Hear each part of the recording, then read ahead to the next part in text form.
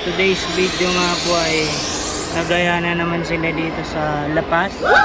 Siyempre, ito yung medyo na kainang Pinoy dito sa Camismo Shake. Located po ito sa Mujan Park. Ayan. Dati pong nandun sa may Balad, ngayon na transfer na po dito. So, for today's video po, ayan o. Dito nga po tayo makakapag-order ng mga Pinoy delicacies tsaka Pinoy menus. Ayan o. Available po sila dyan. Marami po silang menus. Ayan. Wow. Inihaw, specials. Ayan. Very reasonable price. Ito nga pala yung La Paz Bake Shop. Ayan o. Mga Pinoy na tinapay, cookies, ubi basket, munggo.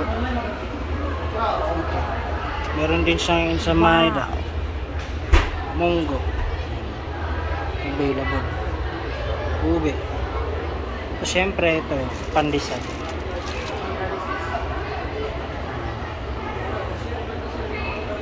Ube cheese pandesal. Tapos yung hopia meron din hopia, masarap to, paborito ko to ng bata. And then may cheese roll, star bread, pandimongo. Dito lang yan sa La Paz Bake Shop.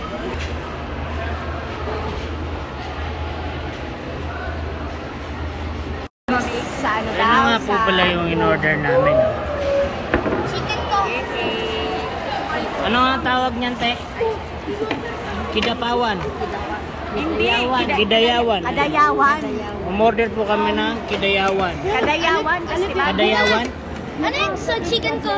Kadayawan Festival po pala yung in-order namin. Where's my gummy? Where's my chicken? Ayan o. Marami po nga pala siya o. Chicken ko, don't leave me without my chicken. May bangus, may pansit, may sabaw. In-order nga po pala namin yan sa online. Tapos 99 real. So medyo siguro mga good for 4. Yung lollipop ko ng Jahan. Yan. Chicken ako. Kulang na isa. Ayun o. Dalawa ko dapat eh. Yan nga po pala yung in-order.